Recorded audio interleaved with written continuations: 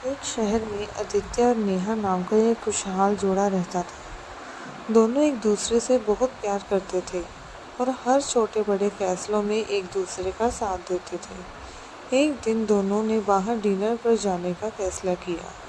वह एक खूबसूरत और शांत रेस्टोरेंट में गए और ढेर सारी बातें करते हुए डिनर का लुत्फ उठाया। जब वे डिनर खत्म कर चुके थे तो आदित्य ने वेटर को बिल लाने के लिए कहा। वेटर ने बिल लाकर टेबल पर रख दिया। आदित्य ने बिल नेहा की तरफ बढ़ा दिया ताकि वह उसे देख सके। नेहा ने बिल देखा और तुरंत कुछ गड़बड़ महसूस की। नेहा ने आदित्य से कहा, सुनो, इन्होंने सिर्फ खाने के पैसे लगाए हैं, लेकिन जो हमने शेक मंगाया था उसके पैसे तो इसमें जोड़े ही नहीं हैं। आदित्य ने बिल देखा और सिर हिलाकर मुस्कुराया। वह वेटर को आवाज लगाने ही वाला था, लेकिन नेहा ने उसका हाथ रोक लिया। नेहा ने कहा, अरे क्या हुआ, अब रहने दो, लगता है तुम्हें बचत करनी नहीं आती। हम क्यों ज़्यादा पैसे दें, ये तो हमारी किस्मत थी कि उन्होंने पैसे नहीं जोड़े। आदित्य ने प्यार से नेहा की तरफ देखा और कहा, नेहा, ये बात बचत की नहीं है। अगर हम आज किसी का अच्छा करेंगे तो ही तो भगवान हमारा भी अच्छा करेगा। अगर हम गलत तरीके से पैसे बचाएंगे तो ये हमारे लिए अच्छा नहीं होगा। नेहा ने कुछ नहीं कहा, लेकिन उसके चेहरे पर असहमियत साफ दिख रही थी। आदित्य ने वेटर को बुलाया और कहा, भाई, लगता है आप बिल में शेक के पैसे जोड़ना भूल गए हैं। वेटर ने तुरंत माफ़ी मांगी और कहा, ओह, मुझे माफ़ कर दीजिएगा, मुझसे गलती हो गई। उसने तुरंत बिल सही किया और शेक के पैसे जोड़कर ले आया। आदित्य ने सही बिल का भुगतान किया और दोनों बाहर निकल गए। जैसे ही वे रेस्टोरेंट के बाहर निकले, उन्हें वहाँ एक अजीब आदमी मिला। वह आदमी सीधा आदित्य के पास आया और बोला, बेटा, जल्दी घर जाओ, मुझे दिखाई दे रहा है कि तुम्हारे घर में आग लगने वाली है। तुम्हारे पापा और तुम्हारी बच्ची खतरे में है। जल्दी जाओ और उन्हें बचा लो। ये सुनकर आदित्य और नेहा दोनों चौंक गए। आदित्य ने उस आदमी से पूछा, आप कौन हैं और आपको ये सब कैसे पता है?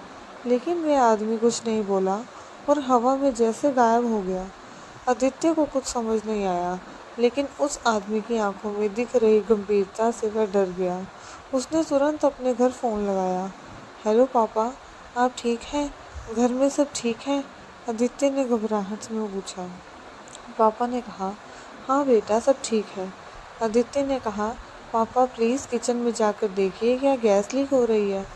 पापा किचन में गए और देखा कि गैस की हल्की हल्की गंध आ रही थी।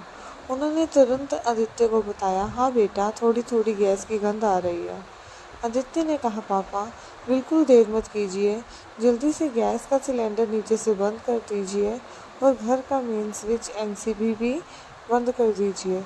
सारी खिड़कियां और दरवाजे खोल दीजिए और आप दोनों बच्ची के साथ तुरंत घर के बाहर निकल जाइए। पापा ने तुरंत आदित्य की बात मान ली। वह जैसे ही घर से बाहर निकले, एक तेज़ धमाके की आवाज़ हुई। अगर वह एक मिनट भी देर करते तो बहुत बड़ा हादसा हो सकता था।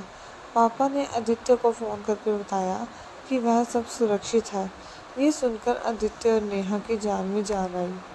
आदित्य ने नेहा से कहा, चलो उस आदमी को धन्यवाद देते हैं जिसने हमें बचाया। वे वापस रेस्टोरेंट गए और वेटर से कहा कि वह उन्हें सीसीटीवी फुटेज दिखाए, क्योंकि वे उस आदमी को पहचानना चाहते थे।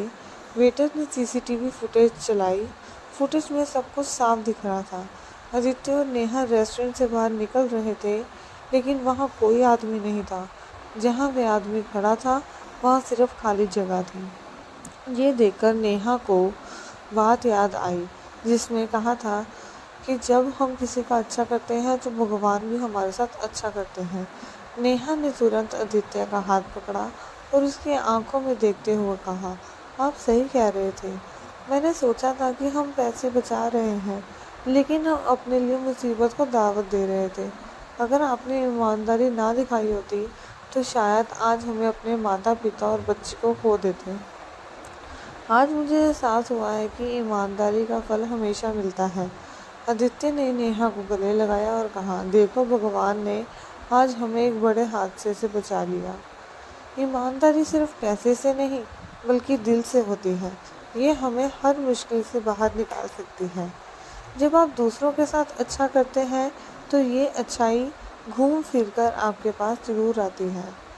हमेशा अच्छे कर्मों में विश्वास रखें क्योंकि भगवान हर नेक इंसान के साथ रहता है। दोस्तों, ये कहानी आपको कैसी लगी? क्या आप भी मानते हैं कि ईमानदारी सबसे बड़ी नीति है? अपनी राय हमें कमेंट सेक्शन में ज़रूर बताएं। अगर आपको ये कहानी पसंद आई हो तो इसे लाइक करें, अपने दोस्तों और परिवार के साथ शेयर करें और हमारे चैनल को सब्सक्राइब करना बिल्कुल ना भूलें। हम आपके लिए ऐसी ही और भी प्रेरणादायक और दिल छू लेने वाली कहानियाँ लाते रहेंगे। आपके प्यार और समर्थन के लिए धन्यवाद।